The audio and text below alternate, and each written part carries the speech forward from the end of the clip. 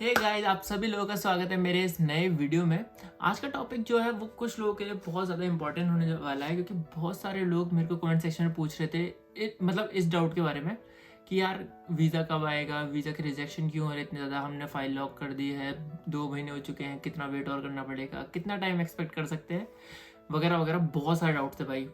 और सच बोलो तो ये डाउट्स मैं कमेंट सेक्शन में क्लियर नहीं कर सकता, क्योंकि ये बहुत बड़ा टॉपिक है। इसको कवर करने के लिए एक स्पेसिफिक वीडियो चाहिए जो कि अभी आपके सामने बनने वाली है। तो फटाफट से शुरू करते हैं। उससे पहले से इंस्टाग्राम पे फॉलो कर लीजिए और यूट्यूब के चैनल को सब्सक्राइब करे बिना बिल्कुल मत जाना। आज हम कवर करने वाले हैं कि कनाडा इतने ज़्यादा वीज़ा क्यों रिजेक्ट कर रहा है अभी इस टाइम पे फ़िलहाल। तो भाई मैंने इसके ऊपर 10 पॉइंट्स निकाले हैं जो रीजंस हो सकते हैं और या हैं भी। ठीक है, तो इन पॉइंट्स को ध्यान से सुनना, ताकि जब भी आप अपनी फाइल लगाओ, या अभी आप जो भी कर रहे हो, फाइल लगा रहे हो, बायोमेट्रिक होने वाला है, कुछ भी होने वाला है, तो थोड़ा ध्यान से करो। तो 10 पॉइंट्स को ध्यान से सुनना और अपने दोस्तों को ज़रूर भेज देना जो अभी ये चीज़ करने वाले हैं, जब अपनी फाइल लगाने वाले हैं, जब प्लान कर रहे हैं कनाडा आने का, ताकि उनको इन फ्यूचर हेल्प हो जाए। तो बिना किसी टाइम वेस्ट किए फटाफट से शुरू करते हैं। ये होने वाला है ज्ञान की बात का एपिसोड नंबर 3। तो चलिए शुरू करते हैं।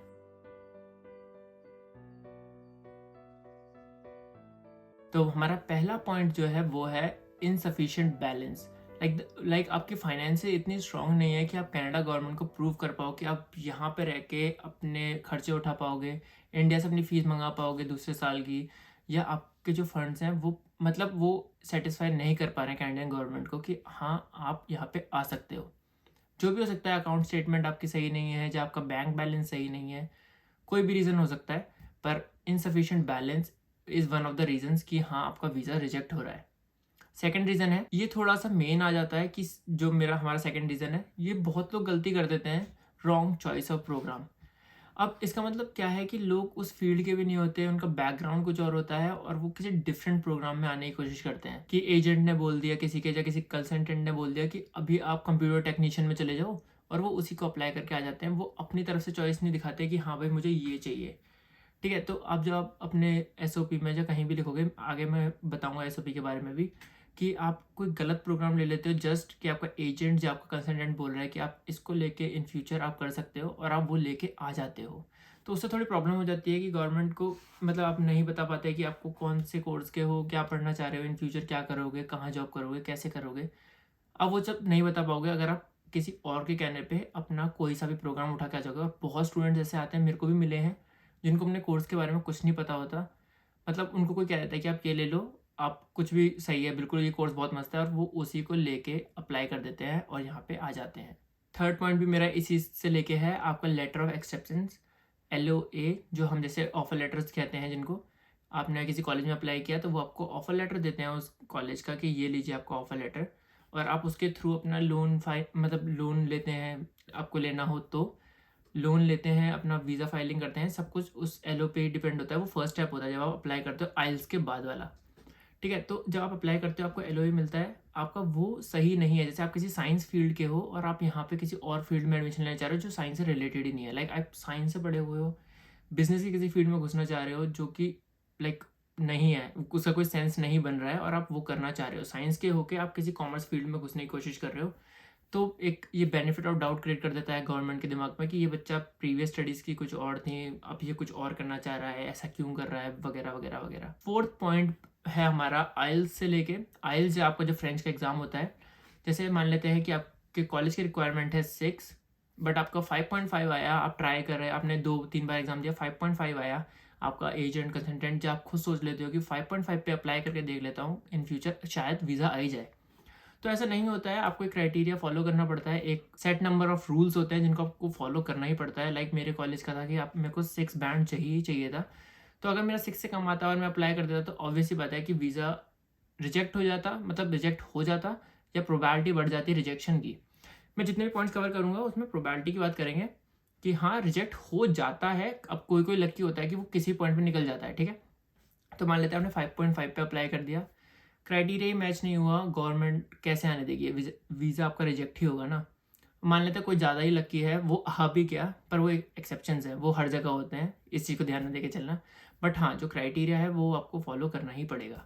हाँ, अब जो लोग नहीं करते उनका रिजेक्ट हो जाता है, जहाँ अगर बहुत ही अच्छी किस्मत है तो वो निकल जाते हैं। हमारा 5वां पॉइंट है एसओपी को लेके। एसओपी होता है स्टेटमेंट ऑफ पर्पस। जो आप लिखते हो वीज़ा फाइलिंग के लिए, उसमें आपको पूरी अपनी हिस्ट्री लिखनी पड़ती है कि मैंने स्कूल में ये पढ़ाई करी, मैं इनको करिकुलम एक्टिविटीज़ में था, मेरे को ये पसंद है, इन फ्यूचर मेरे को कनाडा के ये पढ़ना है, उसके बाद मैं अपने कंट्री वापस कैसे आऊँगा।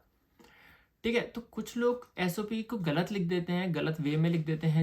जैसे मैंने बहुत लोगों का देखा है, एसओपी में लिख देते हैं कि हम यहीं पे कोशिश करेंगे जॉब मिल जाए, हम इस देश को बेटर बनाने की कोशिश करेंगे, आई लव कनाडा। मतलब कि कुछ भी इर्रेलेवेंट लिख देते हैं जो कि रिलेटेड ही नहीं होता आपकी चीज़ों से जो आपको एसओपी में लिखनी चाहिए, और सिर्फ उसको लंबा करने के लिए, बड़ा करने के लिए, तो वो सही नहीं है। इसकी वजह से बहुत ज़्यादा होता है कि एसओपी के चक्कर में मोस्टली वीज़ास रिजेक्ट हो जाते हैं, क्योंकि वो कनेक्ट ही नहीं कर पाते आपसे कि आपका क्या रिलेशन है, आप यहाँ पे आके क्या करोगे, वापस जाओगे कि नहीं जाओगे।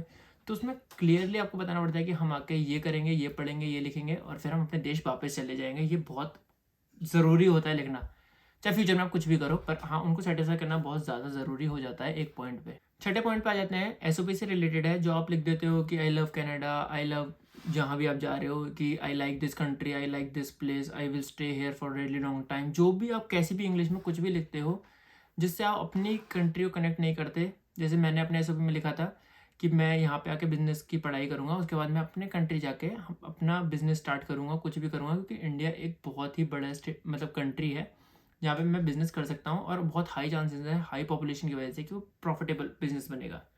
तो ये एक चीज़ थी जिससे कैनेडियन गवर्नमेंट को मैंने सेटिस्फाई किया था। किसी का कोई भी रीज़न हो सकता है, कोई कुछ भी लिख सकता है, पर मैंने ये लिखा था कि मैं इस तरीके से अप्रोच करूँगा, पढ़ाई करने के बाद मैं वापस चला जाऊँगा।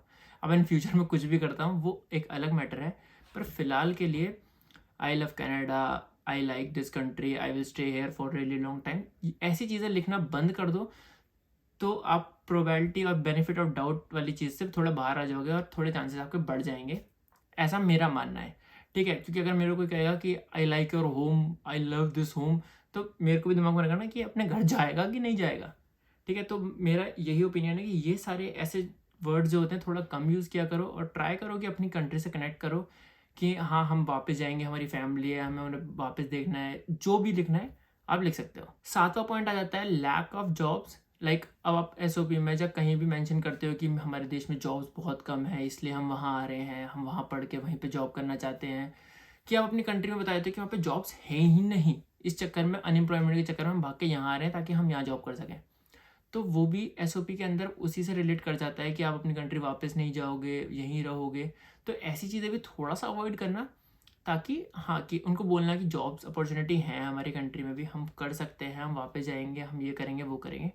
बट हाँ, उन्हें ये मत बताना कि इंडिया में अनएम्प्लॉयमेंट है, ये है, वो है, क्योंकि इंडिया में जॉब्स आपको मिल जाएगी यहाँ से पढ़ने के बाद, ऐसा आपको बताना है।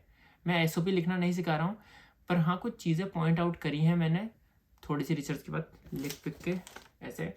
तो मेरे को जो लग रहा है मैं आप लोगों को वो बता रहा हूँ कि lack of jobs opportunity in your home country, मतलब वो मैटर करता है।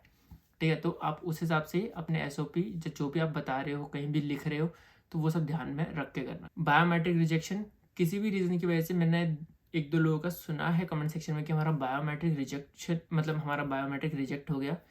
अब मुझे सच में बोलूँ तो मेरे को सीरियसली नहीं पता कि रीज़न क्या है, बायोमेट्रिक क्यों रिजेक्ट हो रहा है लोगों का, या उन्हें कोई प्रॉब्लम है या कोई बीमारी है, किसी भी चीज़ को रिलेटेड अब मेरे को कोई आइडिया नहीं है। पर एक बायोमेट्रिक है जो मैंने बहुत लोगों से सुना है कि हाँ, हमारा रिजेक्ट हो रहा है। तो उस पर थोड़ा सा ध्यान देना, क्योंकि बायोमेट्रिक में सिर्फ हमारे फिंगरप्रिंट्स वगैरह ही जाते हैं, या तो आपके पीछे से कोई क्रिमिनल रिकॉर्ड है, या आपने कुछ कर रखा है, वो आपको पता होगा कि भाई, क्योंकि जिसने कुछ गलत काम कर रखा होता है वो उसको पता होता है। तो बायोमेट्रिक इसी वजह से रिजेक्ट हो जाते हैं कि हाँ भाई, कुछ गलत होगा कहीं पे, क्राइम सीन में कोई नाम वगैरह है आपका, कोर्ट आपके ऊपर कोई केस चल रहा है, ब्ला ब्ला ब्ला। तो ये एक अलग प्रोसेस है पूरा, इसके बारे में कभी डिटेल में बात करेंगे जब मेरे पास कोई सच में एक रियल केस आएगा, मेरे को पता चलेगा फेस टू फेस, जब मैं किसी से इंटरेक्ट करके पूछ के बताऊँगा। बट हाँ, बायोमेट्रिक रिजेक्शन ये हमारा 8वां पॉइंट है, इसकी वजह से भी वीज़ा रिजेक्ट हो रहे हैं फ़िलहाल। तो 9th पॉइंट है, बहुत इंपॉर्टेंट है, ये है submission of fake documents, like misleading documents, जिनका कोई कोई लेना देना ही नहीं है आपकी पूरी फाइल के साथ। आप उनको सबमिट कर रहे हो कि हमने ये भी कर रखा है, वो भी कर रखा है, और आपने वैसा कुछ भी नहीं कर रखा। कोई झूठे सर्टिफिकेशन कहीं से आपने ले रखे हैं, खरीद रखे हैं, आप उनको भी सबमिट कर रहे हो कि भाई हमने इतनी पढ़ाई कर रखी है, just to cover your gap. तो जब उनको ये सब पता चलेगा किसी चांस से किसी तरह से पता चल जाए कि ये चीज़ नकली है, वो चीज़ नकली है, तो भाई ऑब्वियस सी बात है कि वीज़ा रिजेक्ट हो जाएगा। तो कोशिश करो कि जितना ओरिजिनल रह सको, जितना रियल रह सको, उतना रहो, क्योंकि एट द एंड आपको वहाँ पे जाके उस कंट्री में अपने टाइज़ बनाने हैं, राइट? कि आपको रहना है वहाँ पे। स्टार्टिंग झूठ से करोगे तो चांसेस बढ़ जाते हैं रिजेक्शन के, ठीक है? तो जितने डॉक्यूमेंट्स माँगे हैं उतने ही सबमिट करो, जितने माँगे गए हैं। ये नहीं कि मान लेते हैं आधार कार्ड ही माँगा है और आप पैन कार्ड भी दे रहे हो, वोटर आईडी भी दे रहे हो। आधार कार्ड माँगा है तो सिर्फ आधार कार्ड दो और उसमें भी अपना नाम सही दो। आपका नाम मान लेते हैं अशोक कुमार है, आप अपना नाम अशोक चौहान दे रहे हो, तो थोड़ा सा देख के उस हिसाब से। लास्ट पॉइंट बहुत इंपॉर्टेंट, इनसफिशिएंट ऑफ डॉक्यूमेंट्स। मांगे गए हैं 3 डॉक्यूमेंट मान लेते हैं, आधार कार्ड, पैन कार्ड और वोटर आईडी। आप सिर्फ अपने 2 चीज़ें दे रहे हो, आधार कार्ड और पैन कार्ड, वोटर आईडी अपने दिए ही नहीं, तो भाई इनसफिशिएंट है वो। आपको जितना क्राइटेरिया है वो फॉलो करना ही पड़ेगा। आधार कार्ड पैन कार्ड मैं इसलिए बता रहा हूँ कि एग्जाम्पल के तौर पे आपको समझ में आ जाए। अब मैं बोलूँ कि 12th की मार्कशीट, कॉलेज की ट्रांसक्रिप्ट, कॉलेज की डिग्री, ये सब तो थोड़ा डिफरेंट हो जाएगा। तो इसलिए आधार कार्ड, पैन कार्ड और वोटर आईडी मांगा गया है, और सिर्फ आप आधार और पैन भेज रहे हो, वोटर आईडी आपने नहीं किया, तो प्रॉब्लम है। उनके पास डॉक्यूमेंट्स पूरे नहीं जा रहे हैं, तो आपका वीज़ा कैसे फाइल कर देंगे, ये आप ही मेरे को बताओ। तो भाई ये 10 पॉइंट्स थे। दोबारा अगर वीडियो देखने दोबारा देख लो, फिर भी अगर कोई डाउट है तो कमेंट सेक्शन में लिखना, क्योंकि मैं सोच रहा हूँ कि हर संडे को एक FAQ वीडियो निकाला करूँ फ्रिक्वेंटली आस्क्ड क्वेश्चंस के ऊपर, कि जिसमें हर वीडियो में मैं 10 से 12 टॉपिक्स कवर किया करूँगा, ऐसे डिटेल में बताया करूँगा हर टॉपिक को देख के। मान लेते हैं एक क्वेश्चन है जो बहुत लोग पूछ रहे हैं रेगुलरली, उनके आंसर मैं वहाँ दिया करूँगा। तो अभी भी आपका कोई डाउट है तो मेरे को कमेंट सेक्शन में आप ड्रॉप कर सकते हो। मैं आपको कमेंट सेक्शन में बता दूंगा कि इस क्वेश्चन का आंसर आपको अगली वीडियो में मिल जाएगा संडे को, जो हर संडे को आया करेगी।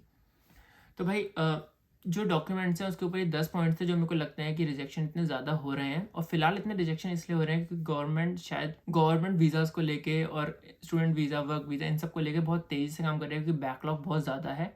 तो इसलिए फाइल अब सामने आ रही है, उनको एक भी पॉइंट में दिक्कत दिख रही है कि आपके इस पॉइंट पर दिक्कत है, वो सीधा रिजेक्ट कर रहे हैं, ठीक है? अब मेरा एक ओपिनियन है गवर्नमेंट को इसको लेकर, अगर कोई देख रहा हो कहीं से गलती से, इसलिए मैं बताना चाहूँगा कि भाई आप रिजेक्ट कर रहे हो, इससे अच्छा कि आप सामने वाले को बता दो कि उसके डॉक्यूमेंट सफिशिएंट नहीं है, उसकी ये चीज़ मिसिंग है, उसकी ये चीज़ फेक लगी, आपको SOP में दिक्कत है, ताकि वो अगला वीज़ा अप्लाई करे तो उसको थोड़ा सा फ़ायदा रहे कि हाँ मेरी ये चीज़ गलत थी पहली बार में, वो ठीक कर ले। मान लेते हैं उसका SOP गलत था पर वो अपने डॉक्यूमेंट्स ही दोबारा सबमिट कर रहा है, तो ये गवर्नमेंट के लिए था, अगर कोई देख रहा हो ऑफिशियल वाला बंदा तो।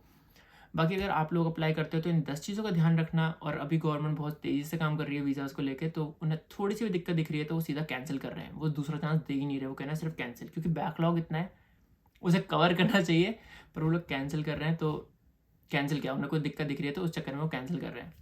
उनका भी सही है भाई, उन्हें अपनी कंट्री में एक बंदा बुलाना है तो वो पूरी श्योरिटी लेना चाहते हैं, तो आप उनको पूरी श्योरिटी दीजिए, पूरा सेटिस्फाई करिए, ताकि आपका वीज़ा भी फटाफट से लग जाए और आप भी कनाडा आ जाओ। फिर मिलेंगे अगर टोरंटो आते हो तो, ठीक है? तो भाई किसी का कोई भी रीज़न हो कमेंट सेक्शन में ड्रॉप कर देना। इंस्टाग्राम पे और यूट्यूब चैनल को सब्सक्राइब करे बिना बिल्कुल मत जाना। आपका कोई भी डाउट हो कमेंट सेक्शन में लिख दीजिए, वीडियो को लाइक कर दीजिए, शेयर कर दीजिए, अपने किसी भी दोस्त को भेज दीजिए जिसको इसकी ज़रूरत हो, जिसको ये 10 टॉपिक पता होने चाहिए। तब तक के लिए मिलते हैं किसी ऐसी अगली वीडियो में, तब तक के लिए अपना ध्यान रखिए, पीस आउट।